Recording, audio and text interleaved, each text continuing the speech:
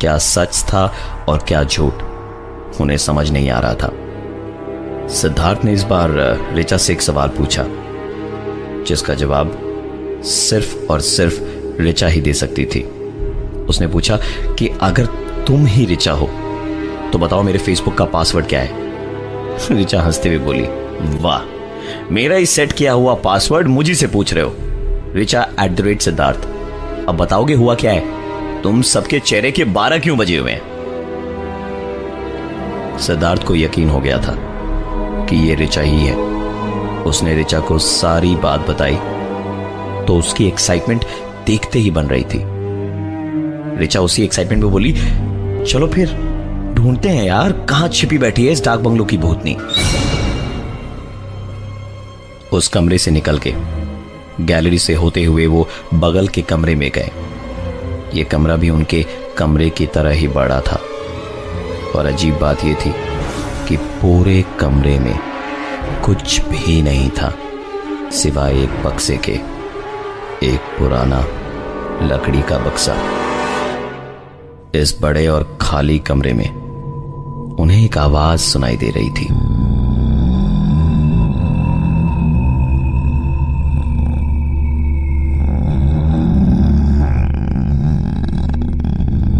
सुनकर ऐसा लग रहा था जैसे आवाज बक्से के अंदर से आ रही हो, और जैसे जैसे उस बक्से के नजदीक वो जा रहे थे आवाज धीरे धीरे बढ़ती जा रही थी। सिद्धार्थ ने कहा, तुम लोग यार ऐसे ही डर रहे हो, कोई जानवर वानवर होगा अंदर में, मैं अभी खोल के देखता हूं।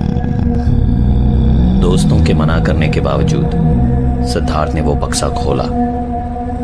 आवाज अब पहले से साफ आ रही थी। ये आवाज कैसी थी जानने के लिए सिद्धार्थ ने अपने मोबाइल का टॉर्च जलाया और बक्से के अंदर झांका तो बक्सा खाली पड़ा था।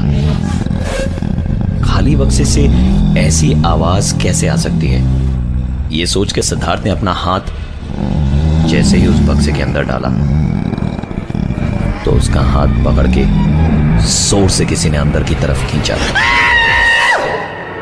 सिद्धार्थ चीखा और झटके से अपना हाथ छुड़ा के पीछे आ गया। 2 सेकंड में ही उसकी सांसें फूल गई थी। सिद्धार्थ की बात सुनकर ऋचा उस बक्से के सामने गई और सिद्धार्थ के लाख मना करने पर भी उसने अपना हाथ बक्से के अंदर डाला और जोर से चीखी और फिर हंसते हुए कहा, मेरा हाथ तो किसी ने नहीं पकड़ा। कितनी भी रखी है तुमने सिद्धार्थ? ऋचा के बाद राधिका और सौरभ ने भी अपने अपने हाथ बक्से में डाले, लेकिन उन दोनों के साथ भी वैसा कुछ नहीं हुआ जैसा सिद्धार्थ के साथ हुआ था। ये चारों उस कमरे से बाहर निकले ही थे कि देखा एक बच्चा गैलरी में खेल रहा था जो इन्हें देखते के साथ ही कमरे में घुस गया। ऋचा ने उस बच्चे को आवाज भी लगाई पर वो रुका नहीं। इन चारों की माने तो आज की रात उस डाक बंगले में वो अकेले थे और उनके अलावा सिर्फ एक चौकीदार था। तो इतनी रात गए वो बच्चा यहां कौन था? ऋचा, राधिका और सौरभ उस कमरे की तरफ आगे बढ़े कि सिद्धार्थ बोला, मैं नहीं जाऊंगा, मैं नहीं जाने वाला अंदर। ऋचा ने पलट के जवाब दिया, फट गई, हम तीनों जा रहे हैं, भूत यहां आया तो तुम अकेली निपट लेना। और वो हंसने लगी। सिद्धार्थ मरता क्या न करता, डरते डरते चुपचाप अंदर गया उनके साथ और चारों के अंदर जाते के साथ ही कमरे का दरवाजा, पूरे कमरे में अंधेरा था और उसी अंधेरे में चारों यहां से बाहर निकलने का दरवाजा ढूंढ रहे थे। पूरे कमरे में दीवारों पे हाथ फेरा फेरा के चारों दरवाजा ढूंढ रहे थे, लेकिन सिर्फ दीवारें ही महसूस कर पा रहे थे और कोई दरवाजा उन्हें नहीं मिल रहा था। इसी बीच उन्होंने एक बच्चे के हंसने की आवाज सुनी। पूरे कमरे में चारों जहां थे वहीं रुक गए। चारों की सांस हलक में ही अटक गई थी। इस सन्नाटे में सांस और धड़कनों की आवाज भी जैसे शोर कर रही थी। धीरे धीरे हिम्मत बटोर के चारों अपनी जगह से जरा सा हिले ही होंगे कि एक आवाज और आई।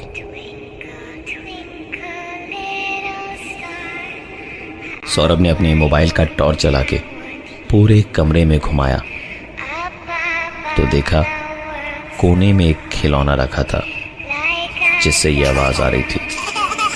सौरभ खिलौने की तरफ आगे बढ़ा तो सिद्धार्थ ने पीछे से कहा, सौरभ मत हाथ लगाना उस खिलौने को, ये जरूर कोई चाल है, उसके पास मत जाना सौरभ। सिद्धार्थ की बातों को अनसुना करके सौरभ आगे बढ़ा और उस खिलौने को उठाकर उसकी चाबी निकाल दी। खिलौना बंद हुआ और साथ ही बच्चे का हंसना। अब एक ही आवाज इस कमरे में सुनाई दे रही थी, वो थी एक बच्चे के रोने की। सौरभ ने फिर से खिलौने में चाबी भर के उसे चला दिया। बच्चे की दोबारा हंसने की आवाज आने लगी और साथ ही एक आवाज और आई। चारों तुरंत वहां से भागते हुए बाहर निकले और गैलरी से जा ही रहे थे कि चौकीदार से टकराए। चौकीदार ने कहा, ये पहली बार नहीं है कि कोई ऐसे भागते और हांफते हुए मुझे इस डाक बंगलों में दिखाई दिया हो। बच्चा देखा या औरत या फिर किसी आदमी को? चारों के पास जवाब तो था पर बोल कुछ भी नहीं पा रहे थे। इस बार चौकीदार ने बोलना शुरू किया। यहां 10 साल पहले एक साहिब आए थे अपनी बीवी और बच्चे के साथ। बच्चा दिन भर एक खिलौना लिए खेलता रहता था और मियां बीवी झगड़ते रहते थे। एक दिन हद से ज्यादा बात बढ़ गई और मैंने अपनी बीवी और बच्चे को मार के सुसाइड कर लिया। ऋचा तुरंत बोली, मैंने मतलब? चौकीदार हंसते हुए बोला, अरे मतलब उसने अपनी बीवी बच्चे और खुद को मार लिया। परेशान मत होइए, आज तक कभी भी मियां बीवी और बच्चे ने किसी का नुकसान नहीं किया है।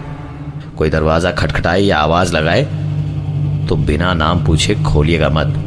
अब जाइए और आराम से सो जाइए। चारों वहां से आगे बढ़े ही थे कि ऋचा ने पलट के देखा, चौकीदार उसी बच्चे को गोदी में खिलाता हुआ जा रहा था। ऋचा डरते डरते बोली, वो देखो। सबने पलट के देखा तो सिर्फ चौकीदार ही एक कमरे में उन्हें घुसता हुआ दिखाई दिया। ऋचा के बार बार जिद करने पर सभी उस कमरे में गए। ये कमरा डाक बंगलों के बाकी सभी कमरों से बिल्कुल अलग था।